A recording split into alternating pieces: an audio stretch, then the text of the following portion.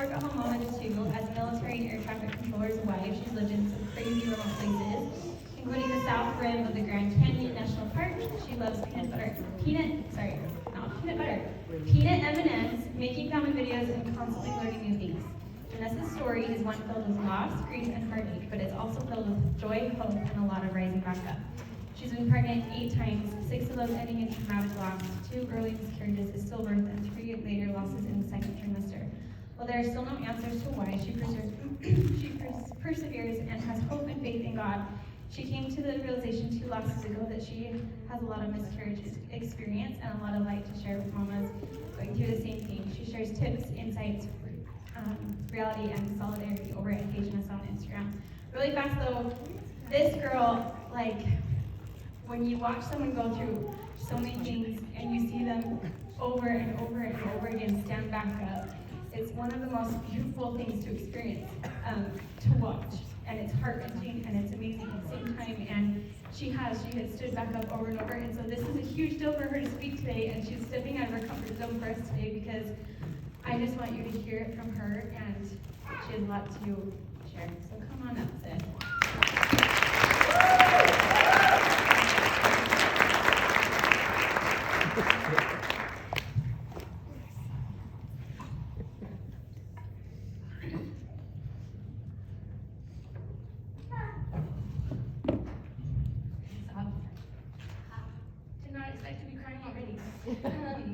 I'm so honored to be here to be able to share my story with you today.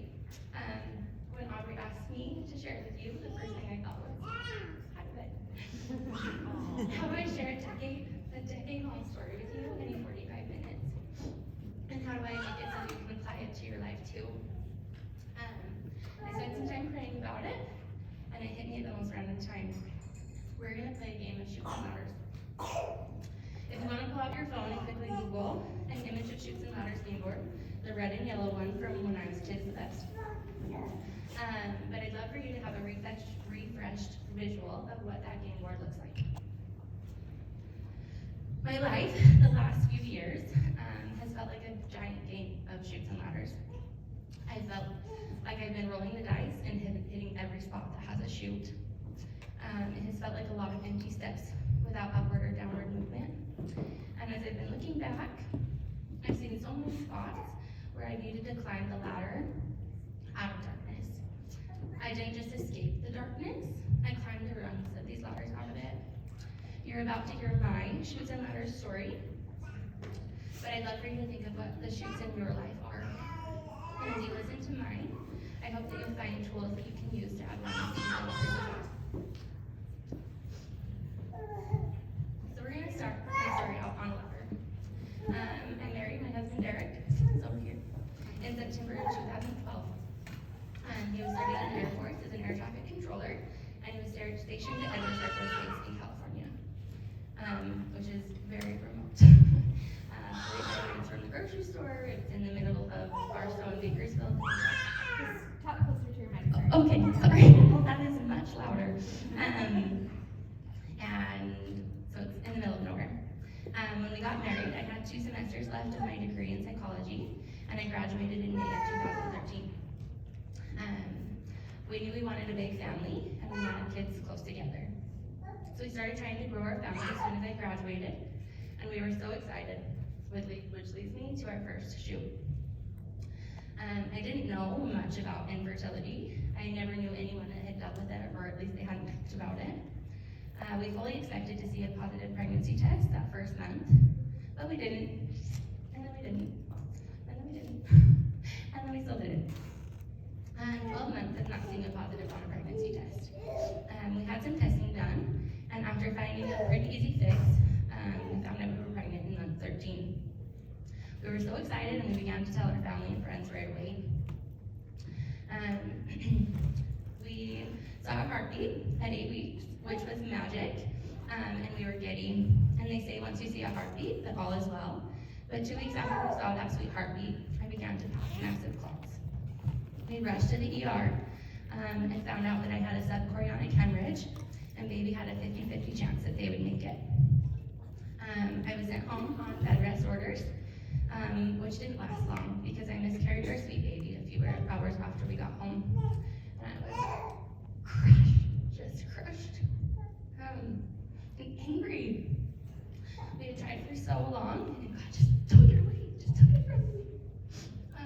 We were so confused. In the spaces, like on our A ward, in the space between this miscarriage and my ladder to climb out of it, I slept on an air mattress in my living room for a solid month. Every morning that I would wake up in my normal bed and I didn't have to run to the bathroom to throw up was like a reminder that I wasn't pregnant anymore, and it was hard on me. So I moved to the living room, and since we lived in the middle of nowhere and I didn't have a job, I binge watched all the seasons of Grey's Anatomy that were current up to that point. On said mattress with my blinds closed. Like, I binged them like all day, like that. It was not healthy. And I'm not totally sure what finally got me off that air mattress. Maybe I finished all the seasons. But I finally came out of my cave. I began to do what I could, which was research why my cycles weren't regular and why it had taken so long for us to get pregnant. 4 months had gone by since my miscarriage, and I still hadn't had a cycle. So I finally came across Conan in my search and really felt like that was what I needed. I made the appointment, I advocated for myself, and I left that appointment with a prescription. Honestly, the biggest rung on this ladder was getting pregnant with our sweet Ellie. She gave me hope and she gave me purpose. We named her Eleanor, which means light. She was and still is exactly that for me. In the spaces here, I really enjoyed Ellie. We wanted kids closer together. We began trying again with an 18-month age gap intention. The top of this shoot looks like 7 months of negative tests. Finally, again with COVID, we were able to get pregnant. At 7 weeks, I started spotting and subsequently panicking. We got in for an ultrasound, and all we could see on the screen was a sac. No heartbeat, no baby. The sac had grown, but a baby hadn't, which is called a blighted ovum. Looking back, this miscarriage was the easiest on my heart, but we were still so sad. It was about this time that I started looking into pursuing a dream I had, which was graphic design school. We found an online program through a university, and in hindsight, this is the most incredible blessing. It kept me busy, it kept me distracted, and it kept me going through some really tough things that were ahead. I started school, I did another round of COVID, and we were pregnant. This pregnancy made me so sick. We pulled out the air mattress again, but this time it was so I could sleep in between opening fruit snacks and turning on Trolls or Mona. It knocked me flat for 16 to 18 weeks. Towards the end of my 19th week of pregnancy, we traveled a few hours to spend a week in Disneyland with my side of our family. We were so excited to take Ellie to Disneyland. I was not even bummed in the slightest that I couldn't ride anything. I loved every minute of chasing princesses and eating all the treats. So we did a few days at Disneyland, and we had a beach day planned for the Monday morning of our trip. That Monday morning, September 18th, 2017, I woke up in quite a bit of pain. I'd had kidney stones in my pregnancy with Ellie, and I assumed it was another one. When I went to the bathroom, the question of, did my water just left my mind as soon as it entered it. I was 20 weeks, there was no way. I assumed the kidney stone had moved or something like that. So I went back to bed in pain, but crawled out right as we were leaving for the beach. The drive seemed way longer than it should have been, and I was in so much pain I couldn't sit still. I was constantly pushing up on like the armrest in the car on my elbows to relieve pressure. We finally made it to the beach. I quickly ran to the restroom before making the trek through the sand, and was shocked to find out that I was bleeding a lot. I rushed back to Derek. I called my OBGYN, who told me to rush into labor and delivery. The OB was located halfway between where we lived and where we were, which was an hour-and-a-half drive in both directions. So the OB wanted us to make it to him, so we left Ellie with my family, and we started the 1.5-hour drive to the hospital in Santa Clarita, in California. 30 minutes into our drive, I realized that my pain was lasting 30 to 45 seconds and was coming every 30 minutes. I was in began to panic and naively started planning for a long NICU stay. We made it to the hospital. We horribly parked in the roundabout. I don't think anybody else could use that hospital roundabout, but while we were parked in it. Derek ran in for a wheelchair, and I couldn't walk. I couldn't get myself out of the car. I was in so much pain. He and a nurse helped me into it and rushed me into the elevator. The nurse desk was really calm. It was really frustrating. They didn't really believe that I was in labor when I gave them my due date. But chaos broke loose when I stood up out of my wheelchair to get into my gown, and I lost the rest of my water. And nurses began to yell and rush to get everything ready. I delivered our sweet baby Jet less than 1 minute later at 20 weeks and 1 day. We held our sweetest little guy as long as my heart could handle, and then I went numb. I have no words. It was like watching everything happen rather than it happening to me. They ran some tests, gathered up a few things for us, and as soon as I was cleared, I left the hospital in a wheelchair, holding a green box with a green ribbon and no baby. We made a silent drive back to my family who had just had a great day at the beach. We spent the evening snuggling Ellie and bursting into tears at random times. We were told at the hospital that because of how far along I was, we'd need to bury our baby. Picking out his clock, his casket, his flowers, and his headstone was probably one of the hardest things I've ever done. I remember going to Cheesecake Factory right after. So we lost him on September 18th.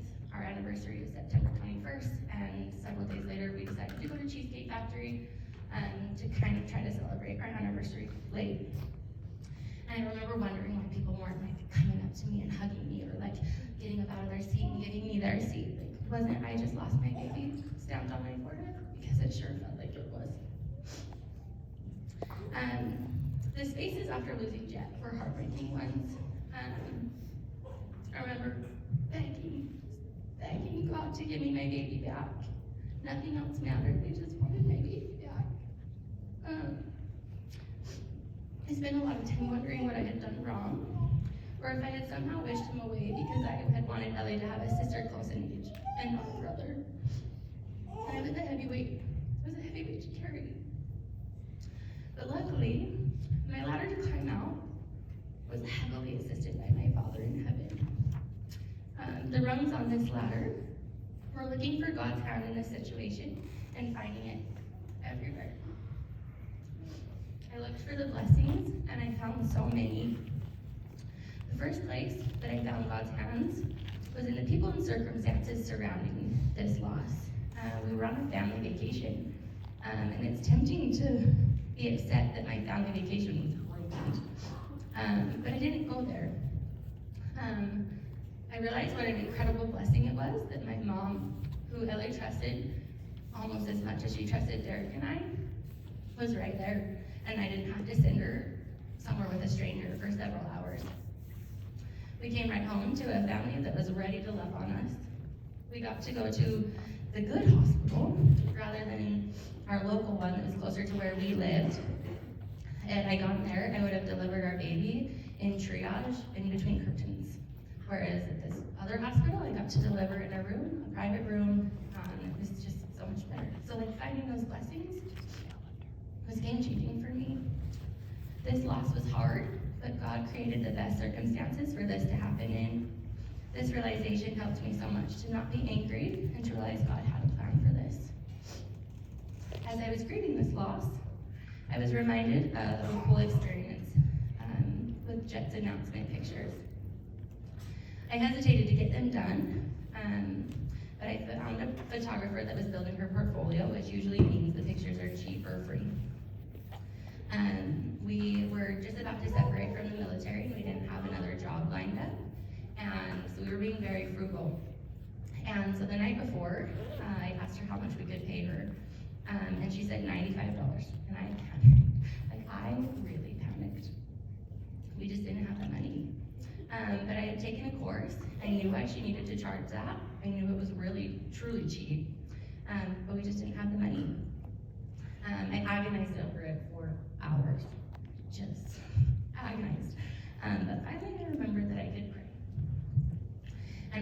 few words into the prayer, and I felt immediate peace.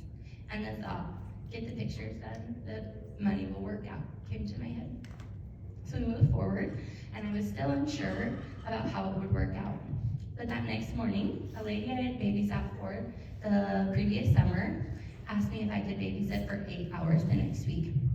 Last summer, she had paid $11 per hour, times 8 is $88, and I could totally cover the rest of the $7.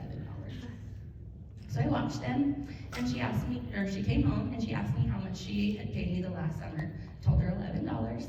She wrote a check and folded it up and went back, or I went home. I opened it home. Sorry, my words are disappearing. I opened it at home and began to sob. The little rectangle said $95, the exact amount of the photographer. After we lost Jed, these pictures meant so much to me. They were really all I had left of him. God prepared comfort for me weeks before my loss. And noticing this completely shifted my perspective.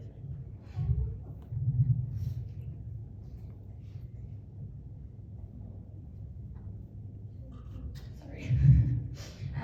So in this ladder, I looked for the blessings and I was able to find so many. God was not punishing me. I have to walk through this, and although I'm still unsure why, I know that I'm walking through it with, I know who I'm walking through it with, and that makes all the difference. And this is how I climbed that ladder from darkness to being okay. In the spaces after this ladder, we submitted paperwork to ask the military to move us closer to our family while we grieved and closer to Jed's grave. Our request was quickly approved, and we moved to Hill Air Force Base here in Utah. After 2 rounds of Clomid, we were able to get pregnant with our sweet Brixton. This next shoot was one that I fully did not anticipate. Pregnancy after a stillbirth might be just as hard as the loss itself. It rocked me. I was pregnant again before Jed's due date, which was a raise I had inflicted upon myself, and I started spotting on Jed's due date, which sent me spiraling down faster than anything else. I had never really understood depression before this.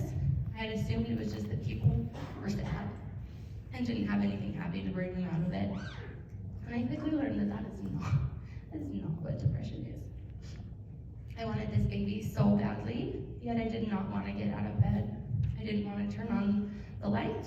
I had no motivation to get back into graphic design school after my bereavement hiatus, and it was dark. It was really dark. And the first step on the ladder I used to climb out of this darkness wasn't actually made by me. My mom could tell that I was not doing well and suggested that I see a therapist, and she helped me find one. And this turned out to be extremely helpful. The therapist walked me through my depression and asked me to think about when I first noticed it. When I first noticed the fog, the lack of motivation, the desire to stay in bed.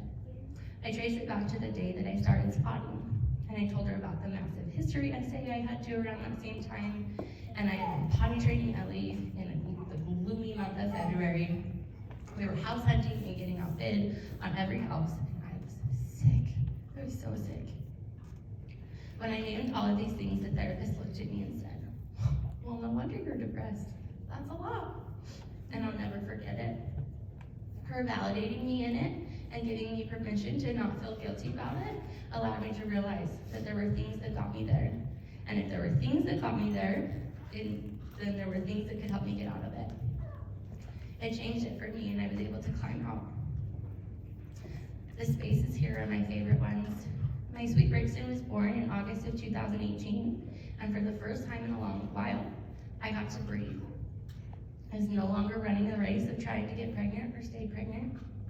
I could love on my 2 sweet kids, and I really enjoyed them for about 2.5 years.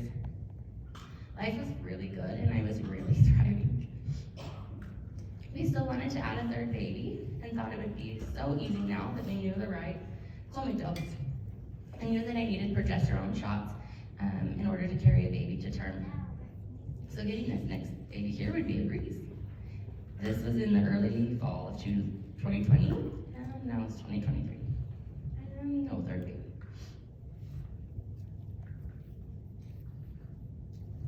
This next next shoot feels like it's lasted almost 2.5 years, but we'll break it up into a few different ones.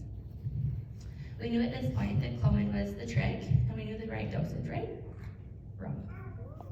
We did 5 rounds of it, and right before I went to the pharmacy to pick up the 6th round, my doctor called to tell us that he'd called in the next higher, which just so happens to be the highest dose. We weren't even sure we were going to do that 6th round, but this felt like a miracle and one that we couldn't pass up trying. And sure enough, we found out that I was pregnant that cycle. Considering my last pregnancy had been successful and the doctors had felt like my loss with Jet was a fluke, I was not expecting the depression to come back, but come back it did. I laid in my bed and didn't open my blinds for weeks. I was sick, and let that be my excuse to get out of everything. And then to add to this depression, we found out that Derek's first air traffic control placement outside of the military would be extremely remote. In April of 2021, we moved to the south rim of the Grand Canyon National Park, 1.5 hours away from the grocery store, 1.5 hours away from the doctors. I would need to homeschool, and I was moving away from family and friends, and a vast majority of my support network. I couldn't help move or unpack, and again, I laid in my bed with blinds closed for days. Derek was not set to report for a few weeks, and I needed my 16-week checkup, and insurance hadn't switched over yet. So we drove back to Utah to wait those weeks out at my mom's. Ellie had been really sad to leave her friends, so I set up a play date after my 16-week appointment. I thought, how fun for her to be able to see baby sis on the ultrasound and then play with her friend after. Best mom ever. However, after the doctor hightailed you about seeing her baby sis and turned off the light and put the wand on my belly, there was no movement. The next few seconds felt like decades. And all I could hear him say was, I'm so sorry. I'm just so sorry. I didn't know what to do other than to call Derek and tell him over FaceTime. My sweet Ellie sat there confused as I sobbed on the phone while the doctor just kept repeating, I'm so sorry. I had to explain to my sweet 5-year-old that her little sister Lily had gone to heaven to be with Jesus, all in the same moment that my own heart was shattering. We had to be seen early the next week to confirm the loss and to talk about our options. Those days in between finding out and my D&E were some of the most excruciating days. I remember trying my best to keep on a brave face all day, and then sobbing in the shower each night until every inch of my head hurt. The spaces here felt very much like my first miscarriage, where I binge watched a show for weeks straight, and this time I was down to napping. This time felt different though. I was allowing myself to rest and recover, to turn off all the input coming from my phone, to turn off my brain and just be. I wasn't trying to block out reality, and that shift was so healing for me. Thinking about this ladder always makes me cry. Climbing back from the loss of my sweet baby girl is when everything began to change for me. The first rung to climbing out of this darkness was saying Aubrey's post about her antidepressant and allowing that to be my permission to start on an antidepressant too. I called the doctor that day, was seen virtually the next day, and I started on Zoloft that afternoon, and it changed my life. I hadn't realized how long I had been drowning in the dark until my Zoloft finally helped me to start seeing some light again. It was a tiny step up, but it felt huge, and it has lifted me higher than most anything else. Another rung on this ladder came from my desperation to feel God close again. I had remembered feeling him so close after we lost Jet, and I craved that again. I found that one of my favorite things after the losses of my babies is how close God feels. There's no other time in my life that I felt him that near, and it becomes such a sacred time for me. But I craved this again, and began to create time with him every single day. I I found a prayer journal that changed my life and changed the way that I approach God in prayer. This journal included meditations, and I'd never really meditated before. But I decided to try it, and it became my absolute favorite part of my day. I created what I like to call my spiritual practice. I'd start out with a meditation to be still, and then I'd use my scriptures, Bible study guides, church talks, and so many others to know that I am God. And He always found me there. And I've received the most profound answers and the calmest sense of peace in those hours I spent with Him. It was also in this time that I found Aubrey's detox program, where God nudged me to jump into it, and I followed it. And He aligned the stars just right to where I couldn't deny that joining her detox program was exactly what I needed to do. This program taught me even more about meditation, but also changed my life in even more profound ways. I joined the Anya program immediately after, and this gave me a group of women that I could chat with who knew what I was going through, who helped me through so much, and who helped fill all the lonely spaces of living in such a remote place. Another rung on this ladder was making the decision to do everything I could in this situation. There's so much of life that I cannot control, and that really felt thrown in my face. I started to do a ton of research, which at times made me feel like a crazy person. But I began to take control of my health in our home environment. I researched so many different things, from the best products to be using to all the things that can cause second trimester losses. I had a list of tests I wanted done, and instead of being discouraged when a doctor would tell me no, I found a way to have them run myself. I was taking charge and taking my power back, and that felt like many big jumps on the ladder. The spaces here felt like big moves forward. We finally had gotten some answers that felt like very solid leads to our losses. We started a new fertility medicine called letrozole instead of Clomid, and we got pregnant again about 8 months after we lost our Lily. We were certain this baby would stick. When I think of this next shoe, the only word that comes to mind is alone. So much of this felt like it was done without anyone else. This pregnancy was another one that had me so sick. And on top of it, I was eating gluten-free, hoping that that would be the fix that would help us keep our baby. And the depression hit hard, again. There were weeks where I wasn't functioning, I wasn't able to homeschool well, and I wasn't able to get out of bed. But around 15 weeks, I started to feel good. And I was able to eat and get out of the house and play with my kids again. And I was so excited that things were looking up sooner than they usually do in my pregnancies. And just a few days later, it all came crashing down. Living in the canyon, we lived 1.5 hours away from the doctor's office, which was in Flagstaff, Arizona, which is right off the Navajo reservation. Because this tribe had been hit so hard, the COVID rules were still pretty strict in Flagstaff as of March 2022.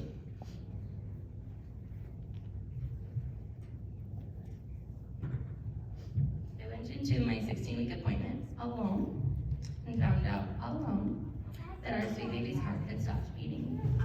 I couldn't even call Derek to tell him. I couldn't get the words out.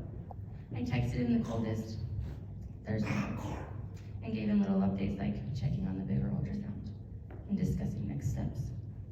Our sweet baby Finn was gone, and I was just trying to hold myself together. Finally, after what felt like hours, I was able to leave the doctor's office.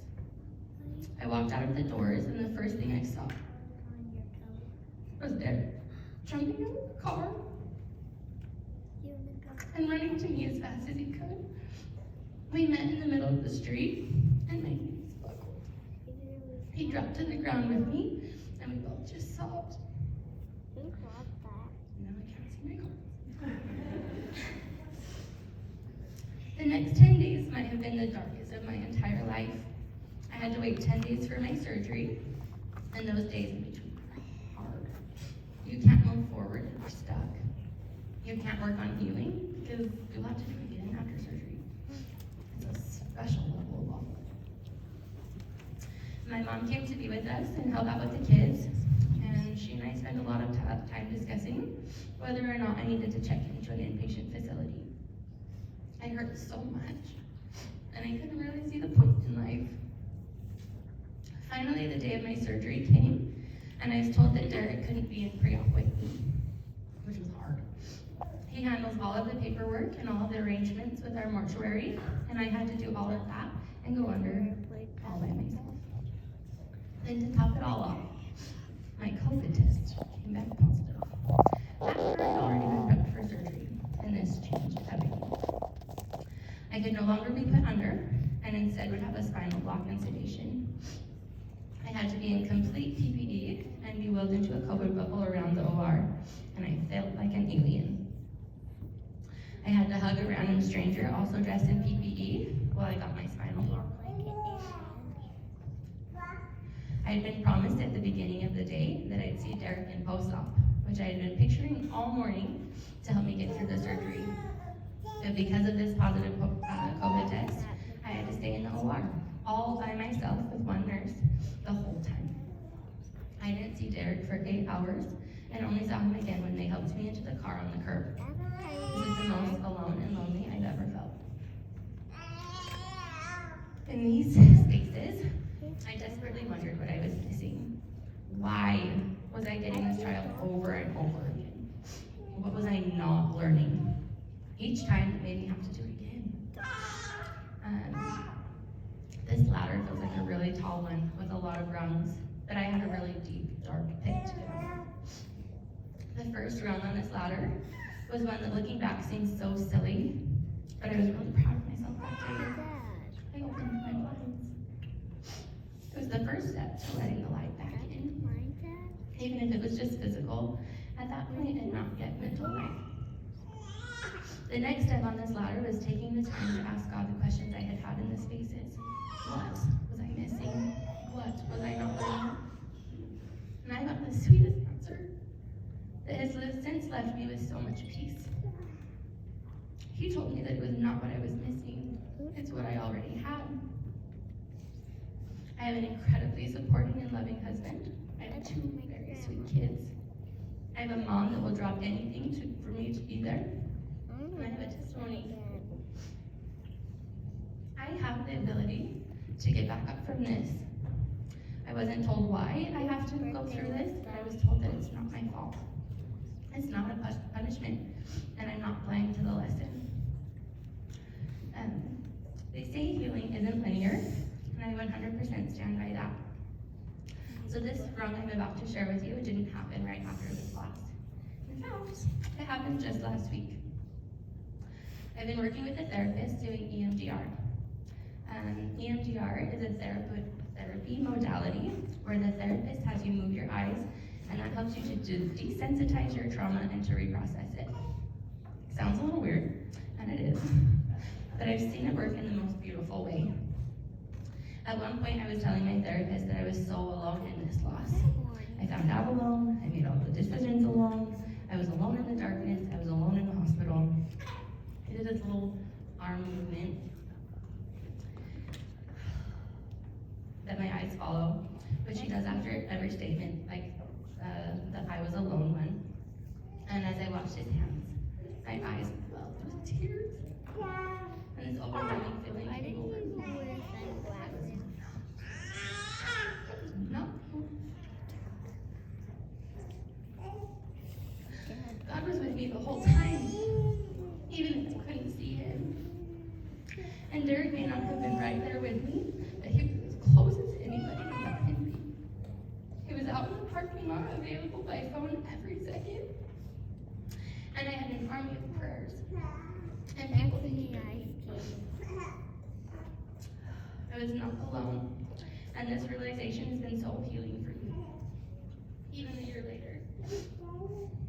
The last rung I'll share for this ladder is one that I think will continue to be many rungs on many different ladders. I started my Instagram account called Hey Jenessa to spread light and hope amidst my losses. And it has been such a beautiful thing for me to share with so many other women. I follow a ton of baby loss accounts, and so many of them seem so stuck in this is my life now, this horrible grief. And I wanted to be a voice that it doesn't have to stay that way. You can and you can and you will and you should find the light again. The spaces here looked like a lot more research and meeting with a few different doctors. We came up with a great plan to move forward, and I scheduled a few biopsies and an MRI to see if we could get any more answers. And by some miracle, a week after I scheduled all of those appointments, I had to call them back to cancel because I very unexpectedly found out that I was pregnant again. And we were not ready. My body was not ready, and my heart was definitely not ready. It had only been 6 weeks since our last loss, and I was not ready to do it again. That this baby was coming, whether we were ready or not, and that alone felt like a miracle. We were so hopeful that the miracle of getting pregnant like this would also mean we'd get our miracle rainbow baby too. In the first few weeks of this new pregnancy, we realized we needed better access to health care.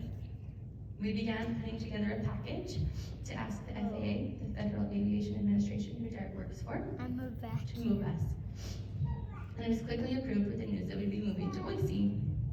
I spent several weeks in Utah being seen by a fertility center, and then transferred up to Boise when we moved. We had really great proactive doctors. I had an ultrasound every single week, and everything was looking perfect. I gave myself shots twice a day, took a steroid and a million other medications, and we were doing the thing. Not without some depression, but I honestly was doing so well.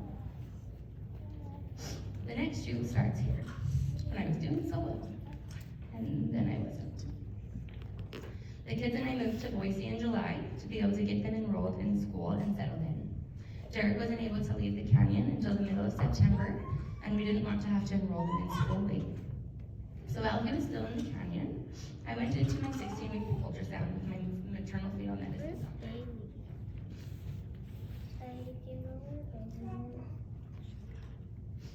I just had an ultrasound a week prior where everything had looked perfect, but my mind wasn't being kind that morning. I kept thinking through the text I would send my friend Kelsey, who was watching Brixton, and how I would have to tell her that I'd be way late to pick him up because there was no heartbeat. I had zero hope that my baby was still growing, and I told my ultrasound tech that when she asked how I was doing. And minutes later, I had to send that text to Kelsey, to Derek, and to my mom. Because our baby Red no longer had a heartbeat. Even though my mind had prepared me, you really never can be prepared to hear those words. I went numb. I remember being asked rapid fire questions about what happened the last few times and what I'd like the next steps to be, and I can only remember staring at them. I have no clue what words came out of my mouth. How could this be happening again? I began to seriously question everything.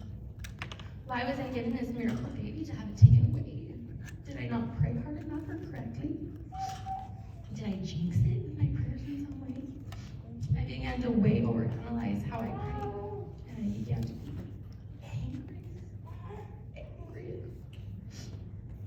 I didn't want to believe in a God that would continuously allow me to lose something my heart wanted so much, and that I had worked so hard for. I didn't want to believe in a God that would take all of my babies away. In these spaces, I allowed myself to be angry at God. All the other times, I tried to find all the good things and blessings and positives that helped them, not help me now.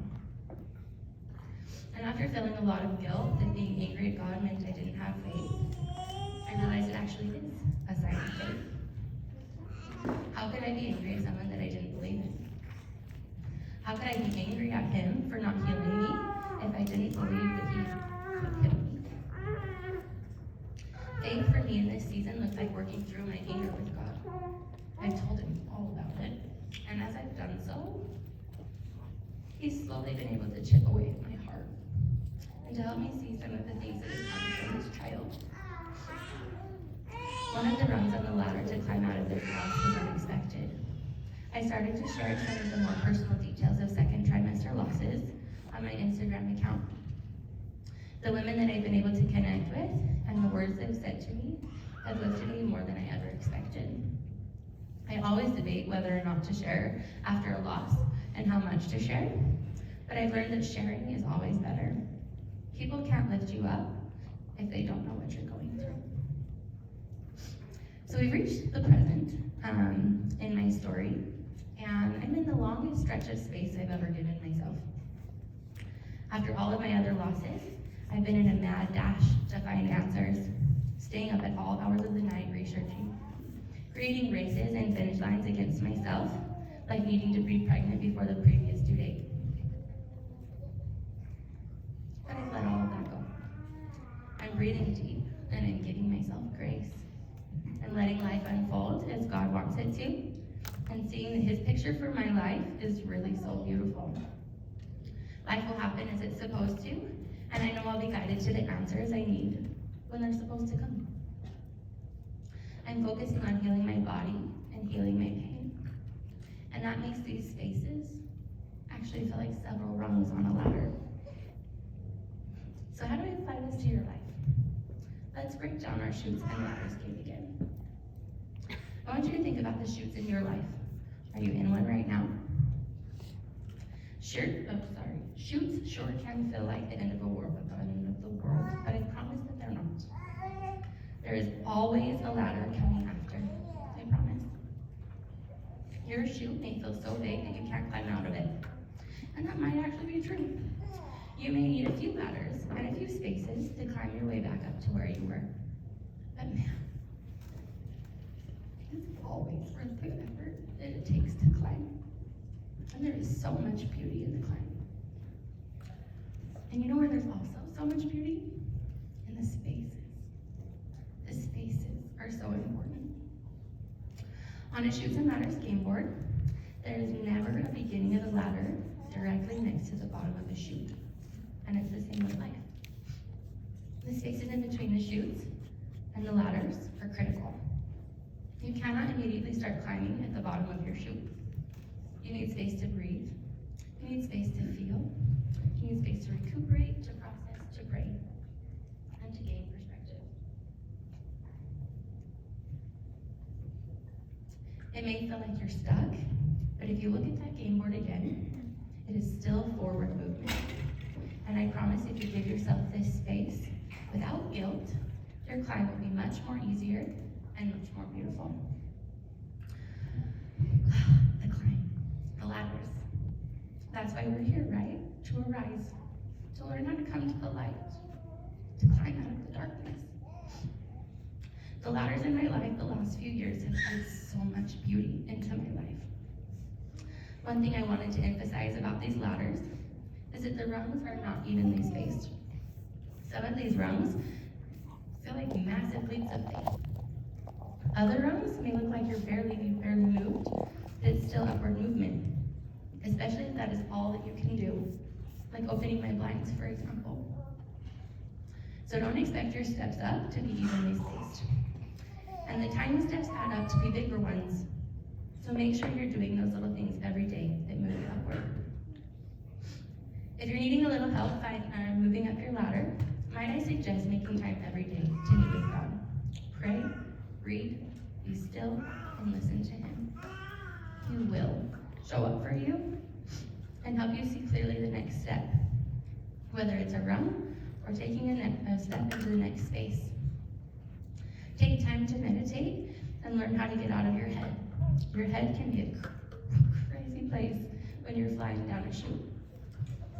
Meditation can help clear your head and give you peace when nothing else around you feels peaceful. And the number one thing that has helped me to arise time and time again is my perspective. Sometimes all it takes to go from a dark pit to the bright top of a ladder is a shift in your perspective. What if your situation could be easier? What if it didn't have to feel like God was punishing you? What if instead of feeling like He abandoned you, you looked for His hand in your situation? These shifts in perspective will change everything for you.